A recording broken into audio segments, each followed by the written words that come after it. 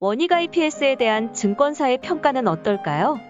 원익 IPS에 대한 증권사의 리포트는 생각보다 많이 발행되고 있지 않은데요. 작년 이후에는 한 달에 2건 이상의 리포트를 찾아보기도 힘들었습니다.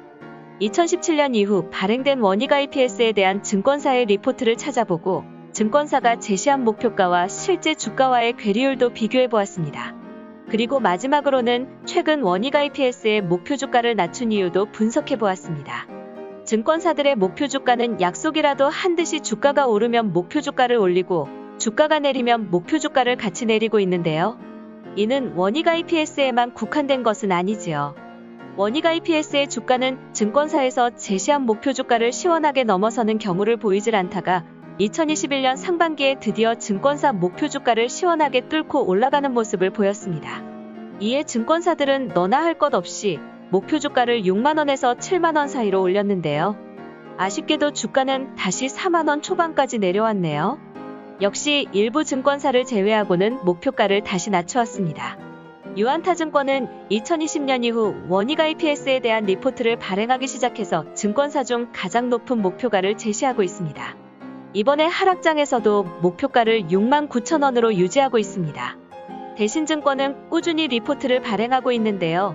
2020년 11월 46,000원으로 목표가를 제시하고 1년 동안 리포트 발행이 없다가 2021년 10월 46,000원으로 목표가를 유지하고 있습니다. 유진투자증권도 1년에 2번 정도 리포트를 발행하고 있는데요. 21년에는 5월에 64,000원으로 목표가를 제시한 이후 11월에 49,000원으로 하향 조정한 리포트를 발행했습니다. 키움증권은 21년 들어 원익 IPS에 대한 리포트를 많이 발행하였습니다. 목표가는 2021년 3월 68,000원을 제시하였고 9월 62,000원으로 하향 조정, 11월 5만원으로 추가 하향 조정하였습니다. 그럼 증권사들의 리포트의 내용에는 어떤 변화가 있었을까요? 항상 투자 의견은 바이로 매수 추천이었습니다. 목표가를 상향 조정할 때의 대부분의 리포트의 내용으로는 삼성전자의 평택공장과 미국 파운드리의 대규모 투자로 인한 수혜를 예상하였습니다. 반면 목표가를 하향 조정하면서는 4분기 실적 악화에 따른 우려감을 나타냈습니다. 그러나 공통적으로 22년 2분기 이후 고객사의 대규모 투자와 더불어 사상 최대의 실적을 예상하고 있습니다. 증권사들은 원익 IPS의 실적이 상반기에 예상했던 것 대비 낮아질 것으로 예상하고 있습니다. 2021년 예상 매출액은 1,260억 원 정도 예상되며 이는 상반기에 예상했던 1,300억 원 후반대의 매출 대비 하회한 수치를 예상하고 있습니다. 영업이익도 173억 원 정도 예상되며 이 또한 상반기에 예상한 230억 원을 하회한 수치입니다.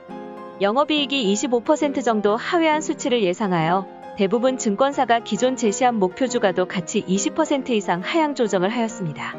유안타증권만 여타 증권사에 비해 비교적 긍정적인 전망을 내놓고 있습니다.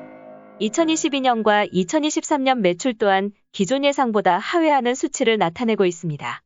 이러한 이유로 작년 대차장고 수량도 늘고 공매도 비중이 높아졌으며 외국이 비중이 줄었던 것으로 생각되네요.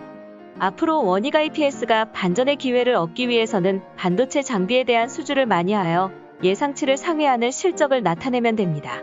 원익 IPS는 국내 반도체 장비 부분의 1인자이며 주 고객사가 삼성전자임을 고려하면 머지않아 밝을 미래가 올 것으로 보입니다. 여러분은 어떻게 생각하시는지요? 구독과 좋아요는 자료 만들고 공유하는 데 큰 힘이 됩니다. 감사합니다.